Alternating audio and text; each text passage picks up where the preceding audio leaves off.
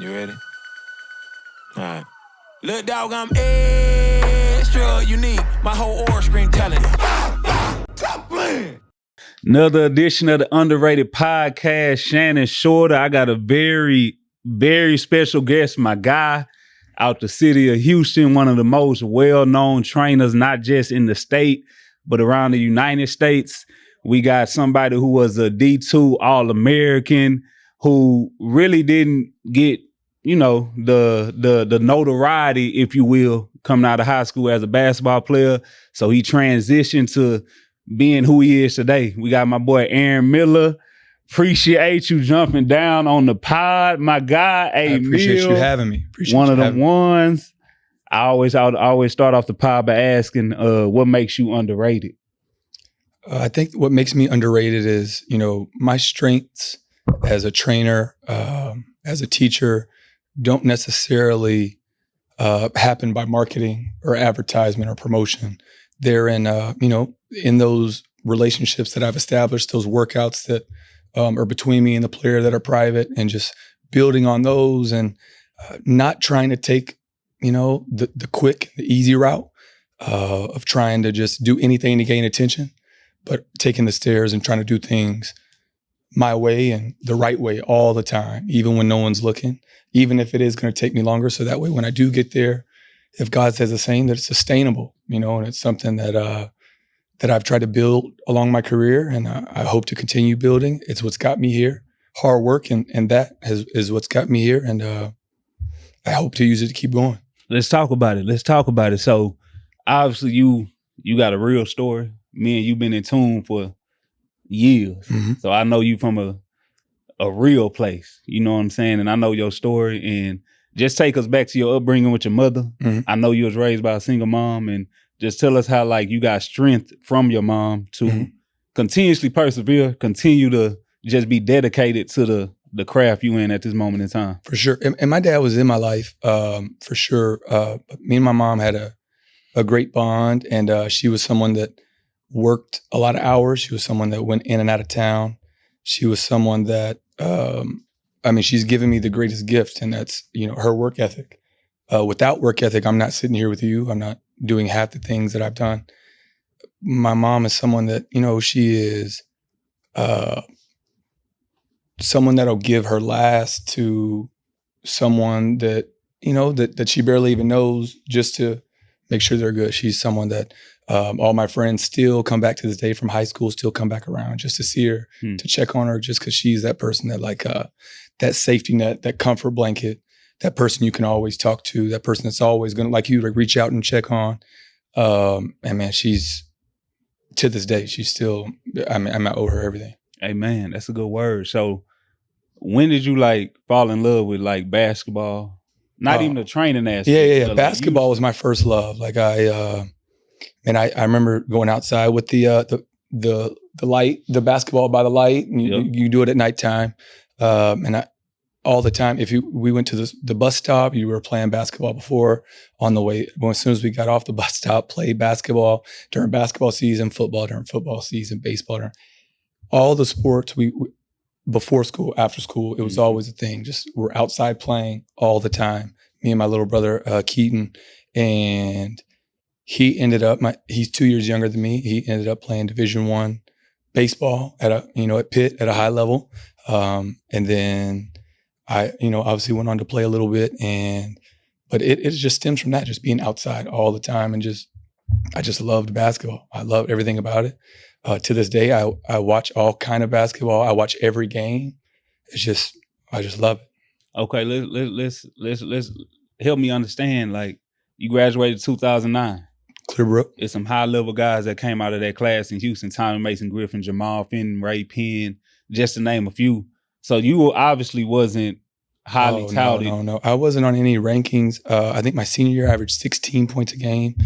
To be honest, this is everything that I am. Like, I felt like I didn't get the recruiting that I maybe deserved at the time. Again, no excuses. There was a lot of good players at 2009. There was only up to 5A. It wasn't up to 6A like it is now. Yeah.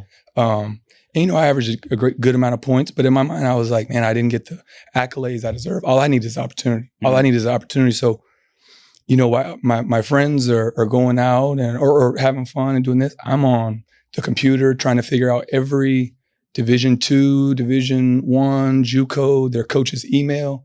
I typed up a email, my highlight tape, paid for it, and I'm sending it out 100 emails a day, just trying to get somebody to give me an opportunity. Yeah.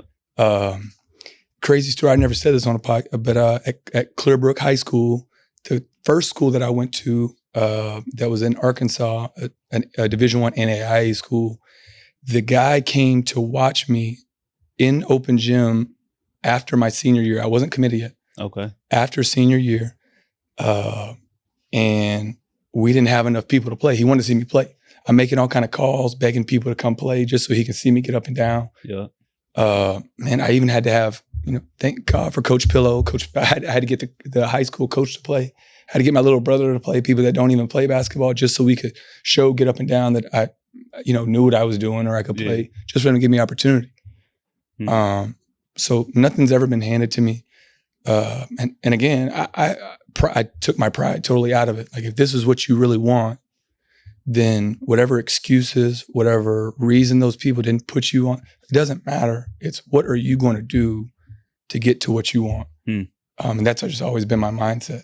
And you got the opportunity to go to Central Christian University. Yep, that was my junior and senior year. Okay, so what you did your freshman, sophomore? Oh man, I was bouncing around all kind of schools, blaming the coach, acting like I was homesick, and just acting like I wouldn't get the coach had not playing me. And I just kept bouncing around to the point where my mom was like, maybe we should just apply at U of H just as a backup plan. And I was like, I don't believe in that. So was there ever like a what's the word, self-reflection process from freshman, sophomore year to when you got your junior year where you finally got that opportunity that you so desired? Was there like okay, maybe it's you, like you bouncing around from school to school, you blaming others, yes. And you had that moment where you looked at yourself? Yes, and I think that moment in life, and not just for me, but for everybody, there's that, that oh shit moment. Sorry, you cuss on here. Yeah. There's that oh shit moment in life. I don't know if you're look at your bank account and it's like you got kids and you're broke. You're like, man, I got to change something. Or man, I'm in the NBA and oh man, they're about to keep me out of here. Boom, I got to change something. Like there's that oh shit moment. And for me, I think it's always came when my back was against the wall and I didn't have a choice. That's a good word. So my junior year, man, in high school, I didn't average a lot of points. That year going into it, my senior year, it's like, you don't have a choice. If you want to get to college, you got to do the things that you say you're doing or that you say you're good enough to do. And I did that same thing with my junior and senior year in college. I think my junior year, I averaged like 7 points a game and delusional confidence, or maybe it was a front, like I'm so self-conscious that I'm just telling everybody like, no, I'm going to the league. I'm going to be a pro. I'm going to the league. Yeah. And then you don't have a choice. If you are what you say you are and you're going to do those things, like you're going to have to put in some work. You're going to have to keep it going. And you have to have some opportunities, some luck falling in your favor too. In my senior year, I felt like I did everything that I set out to do. And that's just been it for me. It's like when your back's against the wall and you don't have a choice, that's when I perform my best. Hey man, so like I'm big on adversity. I say this all the time. I say adversity introduces a man to himself, right? So like you piggyback on what you said, when you don't got no choice, and then you said you had to have them conversations with yourself to be honest with yourself, right? Because I feel like in the darkest moments when you're alone, that's when you have the realest conversations. It is. Those conversations you're talking about in that room when it's quiet and you can say this, and I can say this on a podcast and I can talk all I want, or the delusional confidence, whatever we're saying. But in those moments when you're in that room and you got to think like, hey, like when people don't know this, I used to be an elementary PE teacher while building my career up to jump, full time. At this time, I already had NBA clients. Most people, when they adults, if you take a risk like that, like maybe there is a safety net. I can't speak for everybody, but maybe you can, try to chase your dream. And maybe if it doesn't work, that's okay. You can move back in with mom. Or maybe, if you have kids or if you have bills, whatever, everybody's thing is different. But for me, I was like, listen, you're about to jump off the porch and really chase your dream. You do have NBA guys and everything looks and trajectory says that you could make it happen. But at the end of the day, I had my wife and kids my first child at the time. I think I had less than like $2,000 in my account. And I was like, hey, if you do jump and chase your dream, just know what comes with that. And know that if you don't make it happen, there's no one you can blame but yourself. And I think those talks in those rooms by yourself and that, self-reflection, just like as a man, you have to really figure out like, is this what I'm going to do? Is it? And then you have to go for it. And if not, you can kind of make those excuses and reasons in your head why you didn't. And then you ended up not, some people maybe half-ass it or they don't do it at all. But in my mind, I just told myself like, everything I'm about to do, I accept what comes with that. Right or wrong, negative or positive. Chin up, chest out. Chin up, chest out. And whatever comes from it, I'm doing the best I can for my family. That's a good word. That's how I sleep at night. That's a good word. So you graduated from Central Christian. Obviously, I know you a little bit, so I know your story. So we finna get into it. So you go to Puerto Rico on one of them little travel tours. Yep, Athletes in Action. And let's just talk about that. What happened? Like, did anything come of that opportunity? Because a lot of people don't know. My first opportunity came from a travel tour in Mexico. Really? Steve Walton. My guy Steve Walton, he gave me an opportunity. He called me. We went on travel tour. We played the best team over there. I did what I was supposed to do. 3 days later, I get a phone call. I'm in Mexico. So it's some good that can come out of that, but how did your situation turn out? Well, I think Athletes in Action is great. I think that they gave me an opportunity just kind of play against those teams that are, just overseas and just feel like, is this what you say you are? Is this what you want? You're away from the family still after being away from college. And nothing against Athletes in Action or any of those travel teams, but as you know, it's not always what you think you're getting into. For example, the other team, they might have 4 players or one of the, one of them might be, like like how I just said, a throw-in or the gyms, there's no air conditioner or the lights turn off halfway through, whatever it is. One of the kids told me, like, Aaron, you're out here for the wrong reasons. You're just trying to hoop. We got to be spreading the word and the gospel. And I'm like, man, I believe in God, but God, listen, I'm going to give it back to you, but I got to hoop right now. So I just, and not that anything didn't come of it, but I'm just looking at like, that's great, God, but listen, I got to get this film because I got to send it to this team and this agent because I just need an opportunity. But I appreciate you. I got you on the back end. Yep. And so nothing ever came of it as far as getting another or a bigger opportunity. But that whole time I had graduated from school and I took a elementary PE job as a paraprofessional. So everybody here knows what a teacher makes, like $50,000, but a paraprofessional doesn't require a bachelor's degree. I think my first year out of school, again, I had my degree, but I was just trying to hoop. What you got your degree in? I just got it in business, general business. Okay. And I was just trying to play. And I think I made $13,000 my first year, coming out. You got a kid before taxes? I didn't have a kid at this time. Okay. But I mean, I was wearing basketball shorts and working on my game, and then we needed some money at home, so I just started training kids that didn't even like basketball, but maybe they wanted to try to make the team, or people that could hoop, but they didn't really, they maybe were tall but needed some. So what would you say? Okay, so. My bad. Sorry to cut you please. Off. So like I always think about like the preparation phase before you get to where you get to. Let's talk. So one of the stories I always resonate with is David and Goliath, right? Everybody know when he slayed the giant head, right? Not many people know the process prior to that when he was in the trenches killing the lions, the bears. And that's that like God gap that you don't even realize in real time, but God really prepping you for when that moment come. Could you say that was like you training these kids that don't even love basketball, right? That's like just at the school, just to be at the school, just in PE class. Would you say that was like the early stages of the preparation for you to where you got to where you are now? If you look back and say, damn, that was really like some moments where I was prepping myself for. Yes. And to be honest with you, at the time, I never and not the, I didn't train the kids at PE like that. That was just we're doing any sport coach. But after school, I was tried to start my own basketball training. Yeah. That's when it started, and train other people. But I never thought that was beneath me. To this day, I still like, even though they might have not liked basketball, for me, I was looking at it like, okay, I need to take this gift of being a teacher and understanding that not everybody has the same way to learn. This person is a visual learner. This person might be by trial and error, trying it out, go slow and then speed it up, or get the right form and then add speed to it. Yeah. So I think from then, I just took it all as like, I'm thankful for the opportunity and I'm going to learn a lot out of this, regardless whether they never think about basketball again when they leave here. I just want to make sure when they're here with me that they get the absolute most out of it and they don't feel like they got cheated, and, that I worked super hard for them, and that I never thought it was beneath me. I always was thankful for the opportunity. So you said this was your dream, Mm-hmm. right?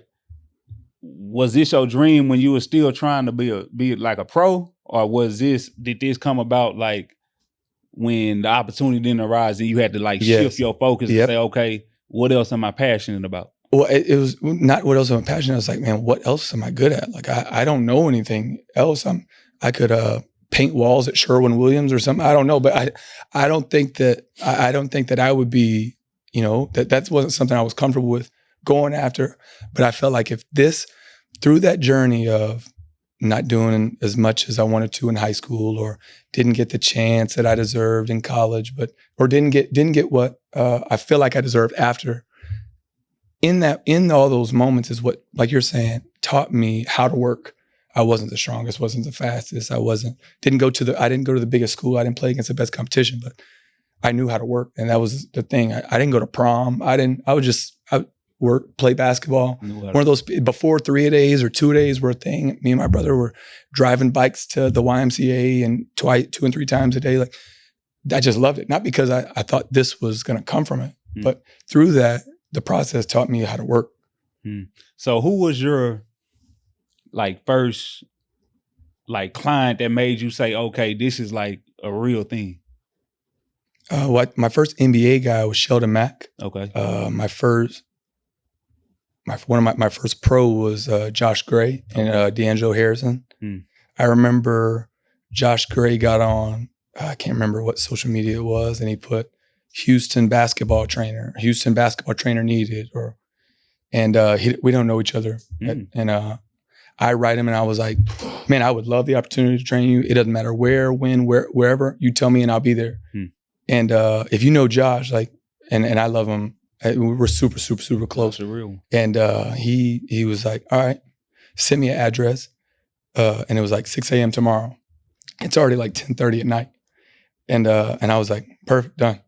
I put the address in my phone, and it's like an hour and a half away. It's like all the way in like Spring on the north side.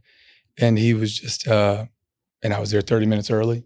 I drove all the way there. I didn't ask for money. I didn't ask for anything. I just wanted to show him and in the world and anybody that gave me an opportunity, I can provide value. I know what I'm talking about.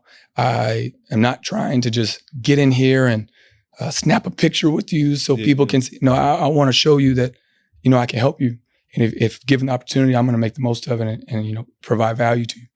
Exposure leads to expansion. That's one of my mottos on this pod. Me and my co-host, we usually always say that.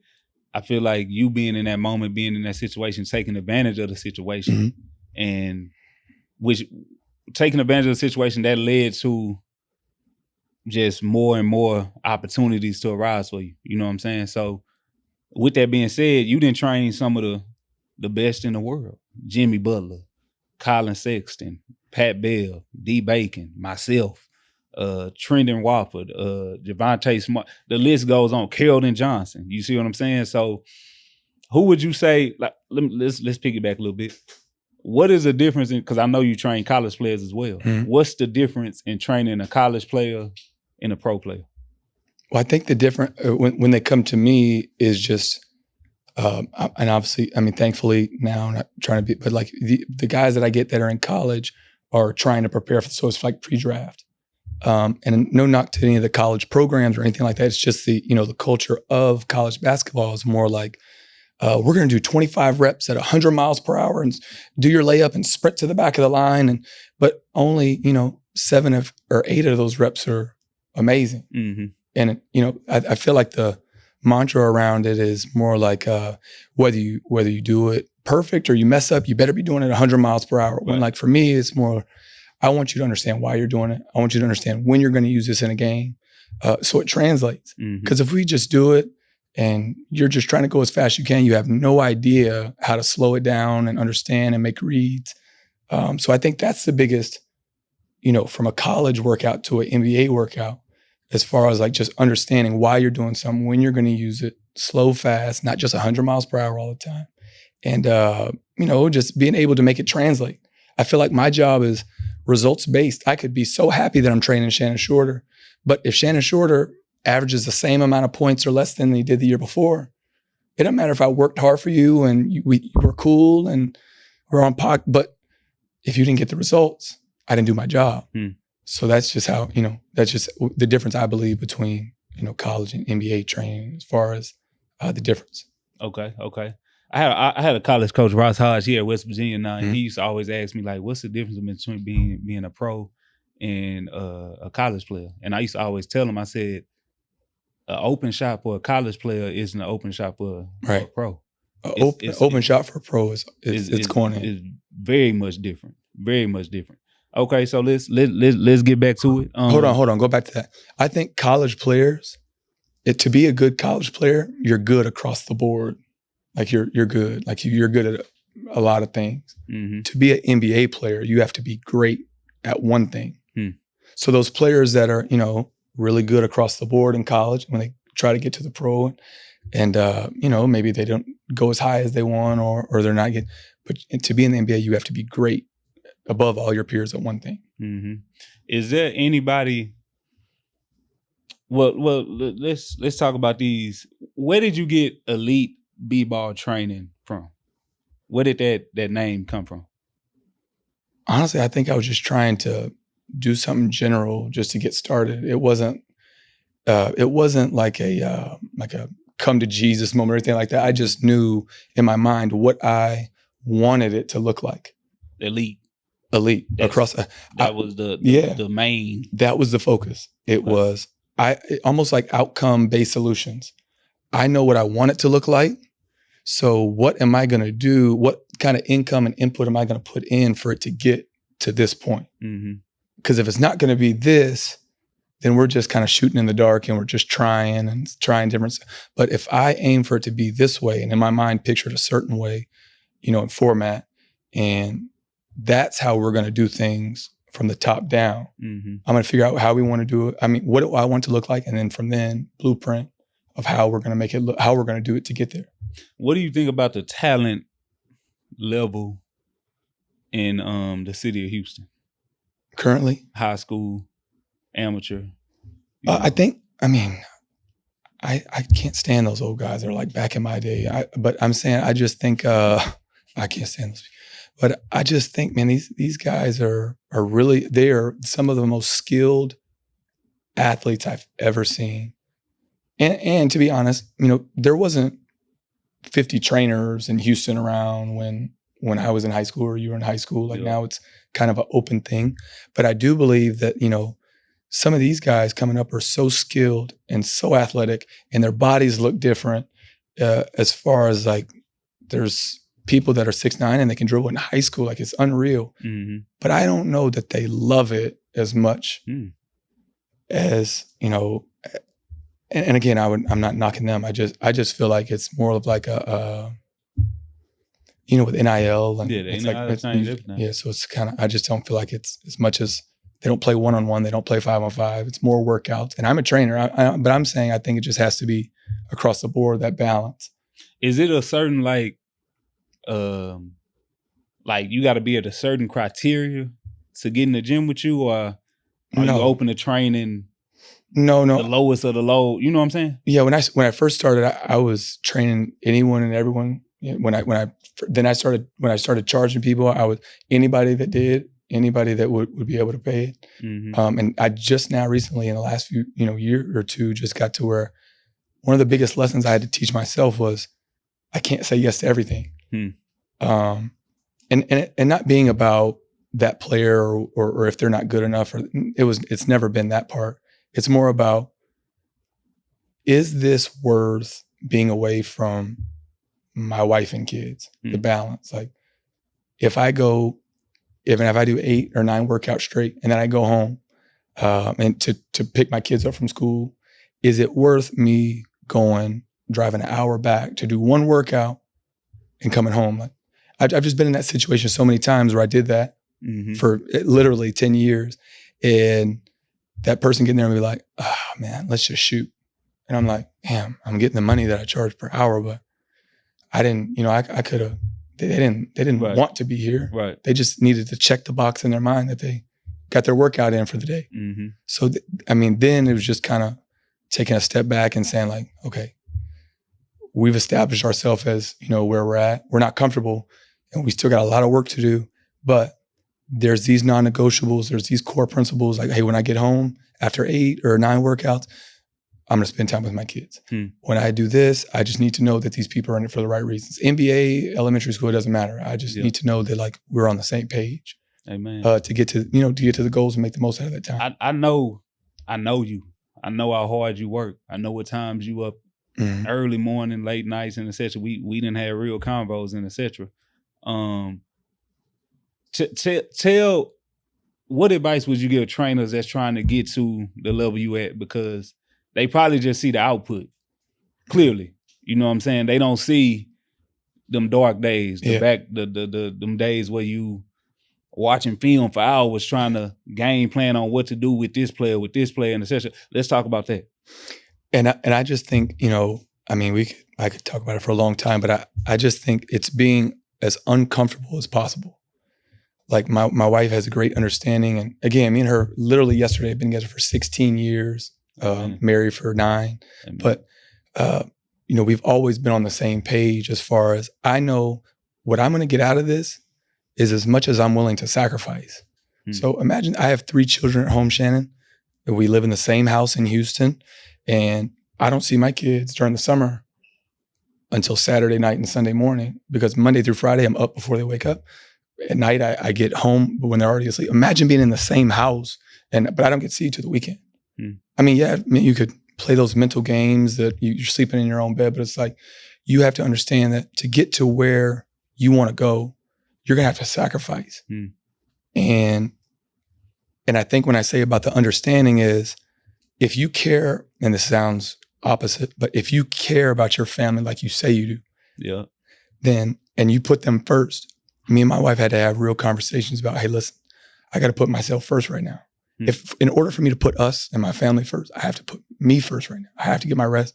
I have to, I'm sorry, I can't be up at night with the baby. I'm sorry, I can't. Like, it's because if I have 9 workouts, if you're first, it's not fair for me to be on a 10 for you, and then workout number 8 or 9, I'm on a 6 because I'm tired. And so it's like, that's not fair in my mind. Rightfully so. So my advice to trainers would just be, how much are you willing to sacrifice? I hear young kids now, and it's not entitlement. I don't know. Maybe it's immediate gratification, immediate satisfaction, but I hear the kids all the time saying they don't want to work for free. Oh, my mom says I need to demand my value. But in my mind, it's like, man, you have to provide that value first. Yeah. Anything, just being uncomfortable. I've had opportunities to, with NBA guys, like, yeah, you can come, but you got to figure out how to get here. It's going to be 2 days. And I'm like, okay, cool. But I knew what I was capable of. So I bought flight, went to Utah, stayed for 2 days, and then ended up leaving. Thank God, with like a 6-figure contract. One of my first full-time clients. And it's, but you wouldn't work for free, but I was willing to pay and pay and take the hit on the front end, because I knew what I could get possibly in the back end if I, took a bet on myself. Yeah. So I think that's just, there is no such thing as immediate gratification in this. It takes years and years and years. And the understanding of, I know that the blessings, and opportunities that I'm receiving right now have nothing to do with what I'm doing right now. It's about what I, did 6 months ago, and what I did last summer, and, continuing to build on those and not getting comfortable. How many not just weight guys or basketball or anything in the service industry, how quick the turnover is. Or everybody went to this person during, the 2 summers, but now we don't know who they are, where they are. And I think that maybe I don't want to speak for them. I'm just saying for me, I just know if you get comfortable, if you get satisfied, how quick it can go away. So I just have taken those same core principles and stuck with them. I know you mean that 1,000% because you would text me randomly, am I the greatest trainer in the world? Yeah, and I need feedback. I need to know if you don't think I am, well, I'm not. I need to know. If I don't give you the answer you want to hear, you will say, okay, I got to keep working. No, I don't mind if you don't give me the answer I want to hear. I just don't want that you just not just you, but anybody, anything. Because when I was asking for advice from people when I was trying to get into training or trying to level up, I'm like, hey, what can I do? And they're like, yeah, just keep grinding. I'm like, yeah, cool, but what else? Yeah. Because I'm going to do that. Stay at it. Okay. Was there anybody that inspired you that you look at their work and say, okay, that's like quality work that I can implement in what I'm doing? But like. Right. No, I just think that, me and Tim Frazier still are, around him. So Coach Sims, Henry Sims, he was with the Houston Elite, Rick Nelson and those guys at the time when I was younger. And he was him and Marcus Carroll, those were my two trainers. But like if you played for your team, then they would have training. But man, Coach Sims was this type of person. He would go above and beyond. He still does, go above and beyond for you. It was never about money. It was about effort. He wanted to see you be a good person. He wanted to see you win. He wanted to see you hold yourself accountable as opposed to, pointing the finger. And that was one of the things that I just wanted to make sure that I paid forward, and on the platform that I'm on, just getting that from him.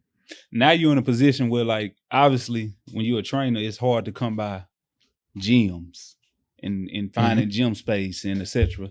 You got a partnership with one of the greats, Hall of Famer, Tracy McGrady.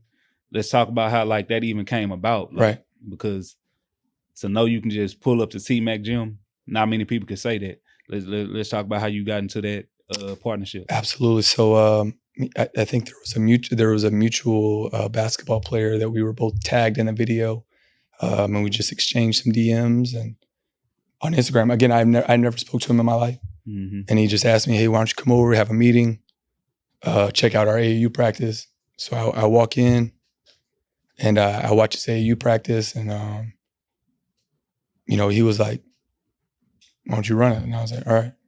And then I ran it, and we spoke after, and he was like, "Come back tomorrow." I said, "Okay." Came back, and he was like, "I want you to train my two boys, Layden and Layman." And I trained him, and he was like, "I want you to come back tomorrow." I said, "Okay." And I just kept coming back, and he was like, "Hey, so how do you have all these NBA guys, but you don't have a gym?" And I'll do 3 hours at U of H. I'll go sit in my car for 2 hours until Rice opens up. And then I'll go, sit at McDonald's and eat lunch and try to use their Wi-Fi until a warehouse gym opens up. But 8 or 9 workouts was taking me 14 to 15 hours, just because you're trying to wait, you're in between, you're moving from gym to gym. And again, this is year 10. This was summer 10 training for me. This didn't happen. Yep. This is when I just had. And that didn't happen until, that was almost last March. So 2 Marches ago. So a year and a half ago with me and Tracy.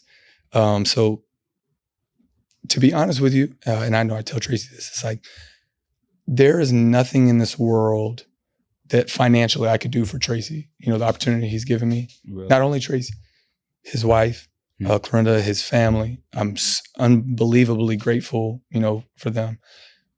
He has not one time ever made it about him. There's been some of the best in the world and that have came in the gym.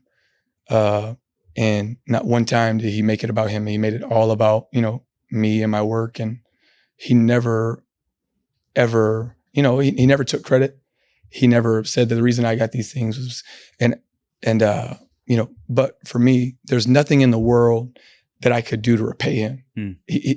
Financially, there's nothing I could buy that he couldn't. But every day I come in the gym, only thing I can do to repay you is every time your boys walk in here, I'm going to work my ass off for them.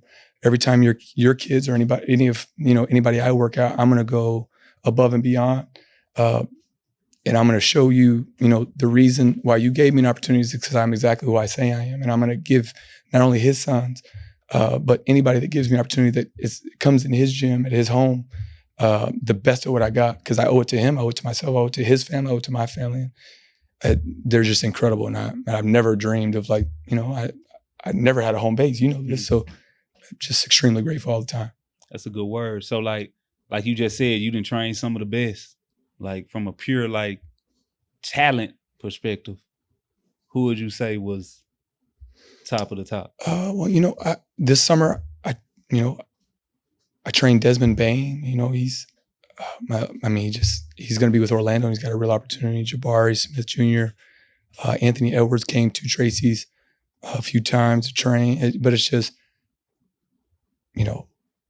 Dwayne Bacon is one of the best scorers in the world.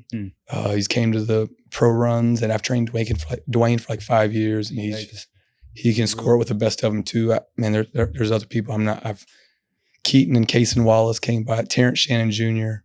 A lot of guys came this summer. His pops was my teammate in Argentina. Really? Terrence Shannon Jr. Yeah, and he's a worker. Teammate in Argentina. Chicago kid. He's a worker.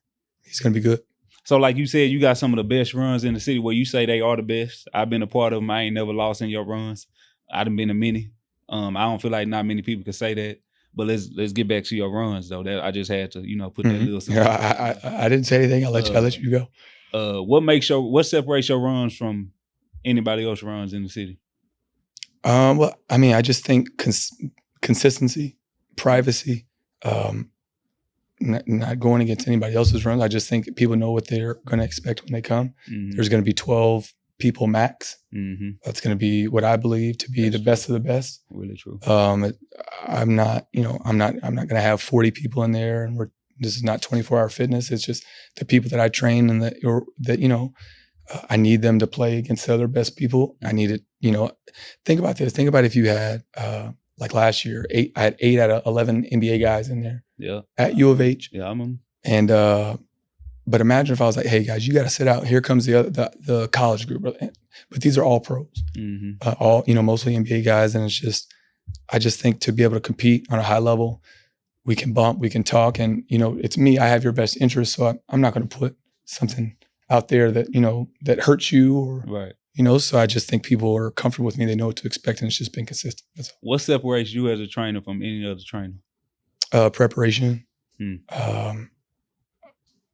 I know you. You didn't had like full blown like scouting reports. Mm-hmm. I didn't see. So like, what goes into your preparation? What are you looking at with your client to when you get with them in the summer can translate? Like, what are you seeing in video? Like, okay, that's a weakness. Like, what are you watching for? Well, I think the biggest thing is just having a solution. Like to have someone to say, hey, I want you to come in the gym and train. Sure, but 400 people are hitting up NBA guys trying to train. It's just, didn't know that. You have to have a solution. You have to have a reason why you think that you're able to help this person. Like, what is your reason? Mm-hmm. So I just think before that, conversation even happens or that opportunity is given, or if they even reach out to me, it's more of, I want to find a way that I can help this person as opposed to just checking boxes, or I just want to figure out how can I provide value. Yeah. So I just go through the film. I'll obviously look at the numbers compared to the previous years.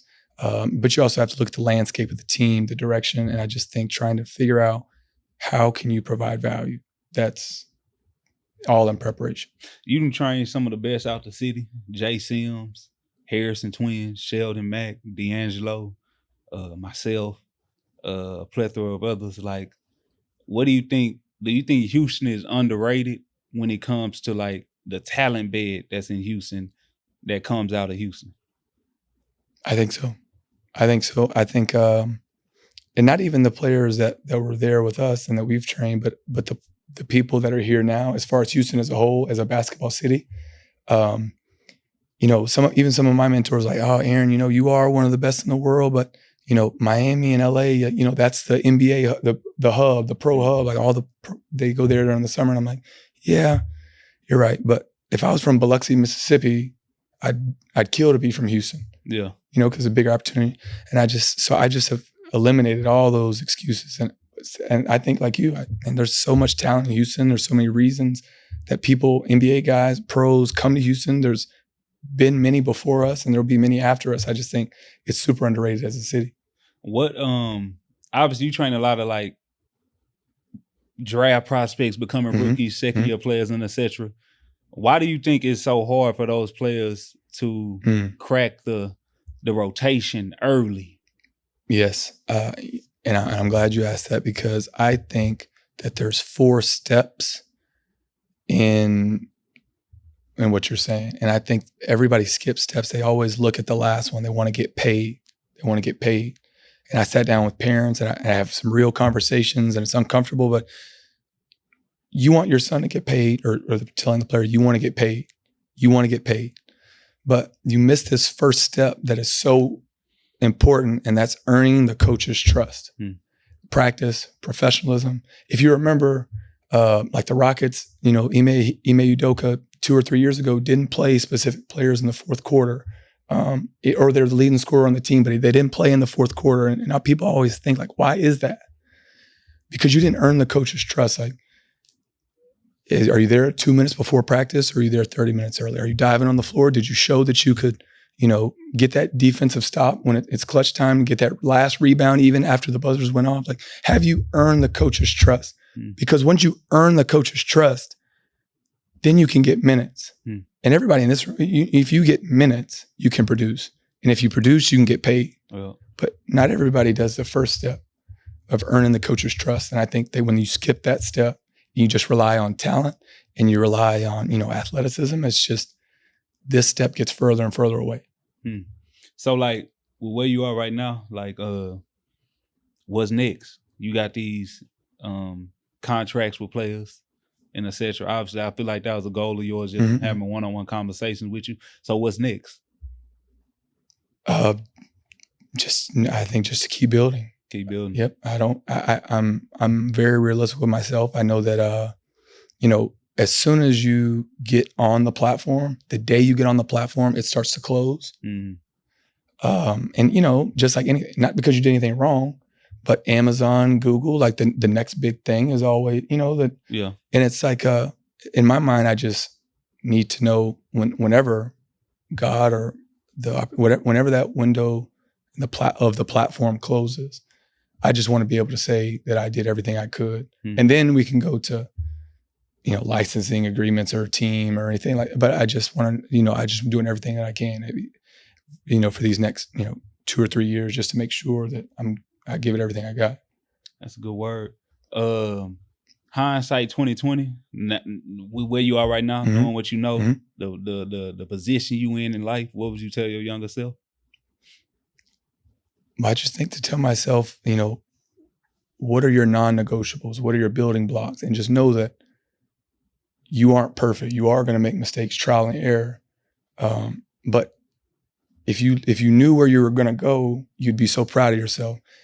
But I think my biggest weakness is my biggest strength. Like I never thought that that this wasn't a possibility, but I never gave myself a chance to even think about it. Like I think my biggest weakness is, you know, I work toward and I write down goals and I'm in my notebook every day writing them down. And then as soon as, you know, I accomplish them, I'm like, thank you, God. All right, what's next? And I think we get me specifically, I have that, there's that gray area where it's like, are you going to what's next, or are you grateful? But too many times, like I said, I've seen people get, you know, you accomplish certain things and they get comfortable and then, you know, it's over. I just never ever want to give myself that opportunity, and just to keep going and be around people that are going to hold me accountable, like you and you know, a few people in my circle, Merdad and Glenn and those guys, and just making sure that whatever I do is just not only a representation of myself, but a representation of my family. And this is the other thing, is that basketball training is the Airbnb, is just like Airbnb. One bad review, it's over. And I want to make sure that, you know, when someone comes to me, if they leave and they don't think I'm the best trainer in the world, sure, I don't agree, but I'll never give them a chance to say something about my character. He's unprofessional. He's late. He effed me out of money. Right. And I'm saying, I'm to younger trainers, to my younger self, that was always one bad review, because the basketball circle is so small, it's over. No one's ever been able to say any of those things about my character. So just relying on that and taking care of all the other stuff like that gives you a good chance right there. Amen. To last. One last question before we get up out of here. Who would you like to see on this podcast, if you can recommend anybody? On this podcast, I would love to see Josh Gray. Yeah, that's in the works. That's my people. I've been in his ear. He said he's going to jump down with me, so that's a good one. I appreciate you. He has a great story. He's a worker too. He's like us. Real life. Underrated podcast, Shannon Shorter. Very, very meaningful interview with me and Aaron Miller, Elite Basketball Training. If anybody want to contact you, where can they contact you? Just call Shannon and he'll just call me. I'm gonna put in the word. But I greatly appreciate you jumping down on this pod, just blessing me with your presence, my team, everybody. We really appreciate you. You one of them. You the greatest.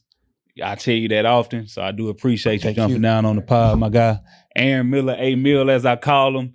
Tune into the pod, Underrated Podcast. Follow on Instagram, _the Underrated Podcast. Like, subscribe, the Underrated Podcast on YouTube. Follow us on Facebook. However you tap in, we're going to keep coming. Amen.